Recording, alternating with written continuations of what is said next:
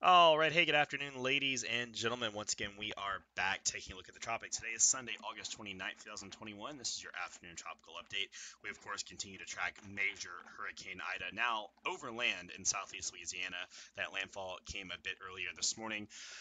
Ida made landfall as a very powerful Category 4 hurricane at about 12:55 Eastern Daylight Time or 11:55 Central Daylight Time. The maximum sustained winds were 150 miles an hour, estimated by Hurricane Hunter aircraft, and the minimum central pressure was down to 930 millibars. This makes Ida tied with Laura for the strongest hurricane in Louisiana state history, and by pressure is the strongest in state history to make direct landfall and is only second to Hurricane Katrina in 2005, hitting 16 years to the day, with Katrina having a slightly lower pressure than Ida. But overall, a historic landfall and a storm that was unfortunately living up to billing in every single way. This is the satellite presentation of the storm here today, still looking incredibly healthy. We have to remember that Ida is now moving over watery, swampy terrain. It's land, but it's a lot of water in here too, and this is a lot of warm, moist swamp water she's pulling up now, and this is going to allow the hurricane to continue to hold itself together better than a storm that is fully on land now should be. And that thing is pure violence, and it is no doubt a horrible afternoon to be in southeast Louisiana with intense rain, intense wind, and intense surge ongoing. We're going to kind of get through the latest on Ida, but we do have to talk about the rest of the tropics. Ida is not the only player in town. Thankfully, no immediate threats seem looming, but we do have some other things to talk about. So we're going to go ahead and get through this again. Latest from National Hurricane Center is at 5 p.m. Maximum sustained winds have quote unquote decreased to 130 miles an hour. However, the storm really hasn't weakened. The wind field has spread out a little bit. We talked about those eye wall replacement cycles. We can see here this afternoon on the New Orleans radar that we have two concentric eye walls. We have an eye wall around the actual center of the eye, but then we have the second ring that's almost fully formed. And what happens a lot of times is this inner eye wall will eventually drop, and this will become the new dominant eye, and it'll be a much larger eye. But it appears Ida has sort of stabilized, and it is now kind of just having two eyes, more or less. So there's a lot of intense winds both in this outer band and then of course in this inner eye wall with a little bit of a break, looks like between them, a little bit of a moat between them, but unbelievable. Storm continues to move inland, and the structure on radar is still absolutely gorgeous. You have these heavy rain bands now spreading into parts of Mississippi and Alabama. These are potentially tornadic. Several tornado warnings have been issued, and that will continue throughout the day.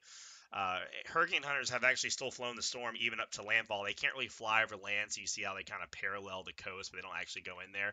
Still finding a central pressure all the way down to the low 930s. I mean, like I said, Ida really hasn't weakened that much. Yes, the maximum winds have sort of spread out, but this storm really has not weakened yet. And I don't want anyone to think that it's coming down because, I mean, it is and will slowly, but this storm is still an immensely powerful Category 4 hurricane that is causing widespread destruction, catastrophic destruction in some cases.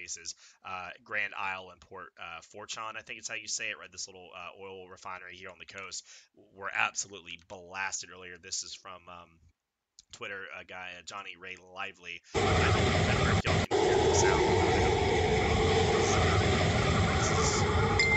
This is stuff. If you can't hear it, just see it. The wind is it's incredible. That's probably a solid 130 or so mile an hour wind. This is also from Dan Lindsay on Twitter. This is showing a very close up image of the system, and look at the mesovortices rotating in the eye. Those little like pockets of air you see, they're like little tiny swirls you see dancing through the eye. Those are mesovortices, and that is a hyper violent destructive eye wall coming through there. Any structures in this region are likely going to fail unless they are, utmost building integrity, concrete, etc. Unless they're just ridiculously overbuilt. So it's been an afternoon to say the least. And this is a storm surge look from Intel Walrus on Twitter, and you can see this camera setup. This is what we talked about when we talked about storm surge. This camera setup being off the ground. You see the water rise at 9 versus 10 versus 11 versus 8, where the storm comes in, and now most of these structures are partially or completely underwater. Amazing stuff here, and there's been plenty more. If you follow like Mark Suddeth, he has a great page where he tracks all this stuff. Reed Timmer, iCyclone are just a couple of guys I'd recommend, but there's plenty of guys out here chasing this, and they get some really good footage if you want to see what a major hurricane looks like making landfall. in the region. All right, so going back to the radar, just talking about a couple other little things real quick. We do have a lot of rainfall, the heavy rain moving into New Orleans here this afternoon, and this is where the rainfall is expected to set up and really be significant. Again, you can see that the hurricane is slowing down and is beginning to make that more northerly turn, and this is going to continue to make that northerly turn. So New Orleans and this region is going to stay in this right front quadrant, and they're going to stay where all these rain bands continue to train and train and train and train over and over and over, and this is going to lead to some incredible rainfall totals to come. Weather Prediction Center through Wednesday afternoon. Again, totals now that Ida's slowed down a little bit and expanded a little bit, now coming up to 16, 17, 18 inches. I mean, just the right of where the eye came ashore. This is metropolitan New Orleans right here. I mean, this is where the heaviest rain is going to fall. This is going to be an immense flooding situation for New Orleans. Flash flood warnings are in effect, and they are only going to continue. I think the flash flood warning is until at least 11 p.m. from what I'm seeing on the Weather Channel right now. It's going to be excuse me, the biggest test they've seen with this levee system, and it's mostly going to be for rain. I believe so far the levees have held as far as surge is concerned. They've had about a solid 8 to 12 foot storm surge into this region, but I believe the levees so far have held. But the rainfall threats are immense, and the pumps that pump that water out are going to have to be working overtime. Also, don't want to underestimate the flooding threat throughout the next couple of days, guys. This is going to slowly move inland and curve northward. It's going to merge the frontal system. I'm going to say, obviously down to the south in Mississippi, Alabama, even the Florida Panhandle, you're going to get 6 to 8 inches of rain, 4 to 8 inches, and a wide brush. And again, anytime you see a number on here, if you live here, for example, 5.32, that means 10 is your maximum. That's what you should potentially expect to see is up to 10 inches of rain. Widespread flash flooding concern throughout Alabama, Mississippi, into the Tennessee River Valley, into the foothills of Kentucky, the southern Ohio Valley. Be very aware when storms come up the west side, the back side of these mountains, merging with frontal systems, extratropical. Camille owns the Virginia state rainfall record. Hurricane Camille in 1969 owns the Virginia state rainfall record for a tropical cyclone. There are some really nasty rainfall events that can set up on the backside of these mountains and hillsides with the orographic lift. And again, you can see another patch of rainfall totals approaching 8, 10 to 12 inches in southern Pennsylvania, parts of Maryland, New Jersey, New York, back towards Virginia, West Virginia. It's going to be a nasty rainfall event through the week, and guys, well away from this, you're going to have to monitor your local forecast because it could still be pretty rough. European model showing the wind gusts to come. Again, hurricane force winds very likely into parts of southern Mississippi, especially southwest and even into central Mississippi. Hurricane force wind gusts are still possible. Ida, again, is going to weaken, but it's over some really swampy water, and it's going to take a while to get into some really good land to start really zapping the strength out of this thing. And it's going to be producing some pretty hefty wind gusts, and then a wide swath of wind gusts that could knock out power, uproot trees, damage power lines, etc., are going to be felt throughout the region as this merges with a frontal system and continues to move through the U.S. into this week. Tornadoes also a big threat. Have been many of them so far today, and there will be many more. A tornado watch remains in effect. This will likely be extended northward throughout the night and into tomorrow. Please respect the tornado threat in these outer bands. These are where the tornadoes are most likely to be, in these little outer bands moving through, and these can be very damaging when they come through.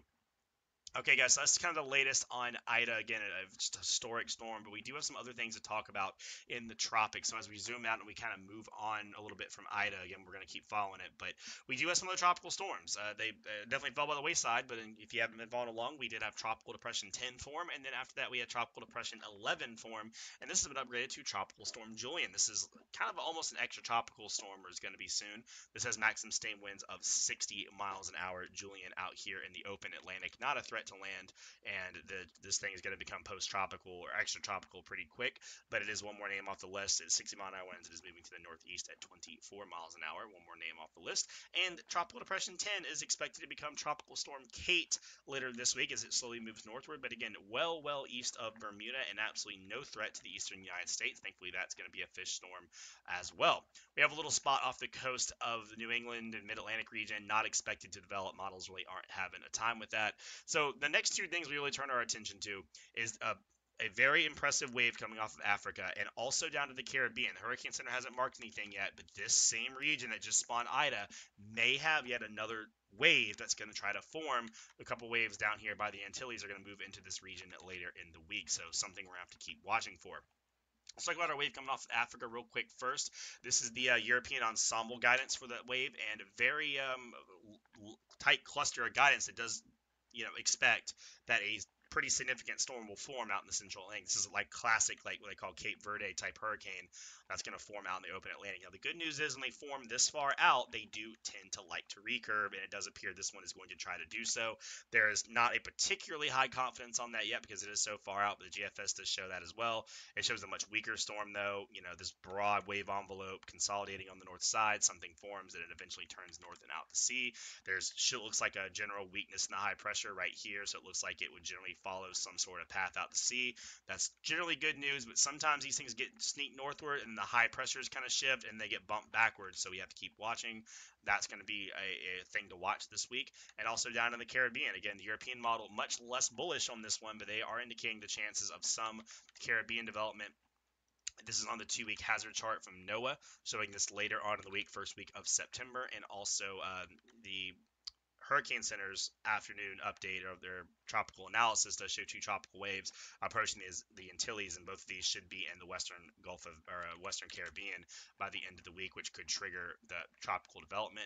GFS kind of shows it. It's been kind of back and forth on it. You can see Ida moving up there, but you look down in the Caribbean by Thursday, you've got this kind of broad wave axis coming up.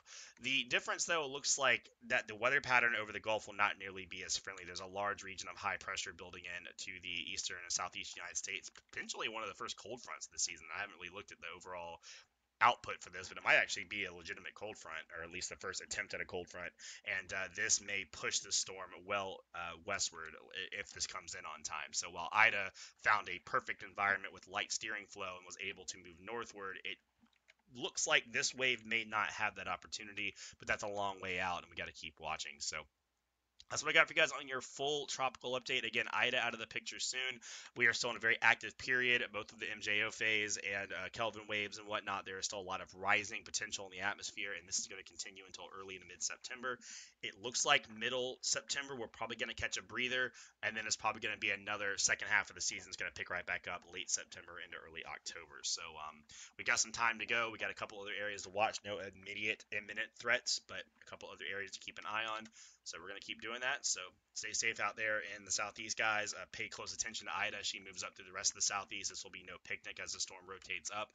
And, keep these people down in Louisiana and Mississippi in your thoughts, because they are going to have a hell of a couple days ahead of them. So that's what I got for you guys this evening. As always, thanks for watching, and have a good one.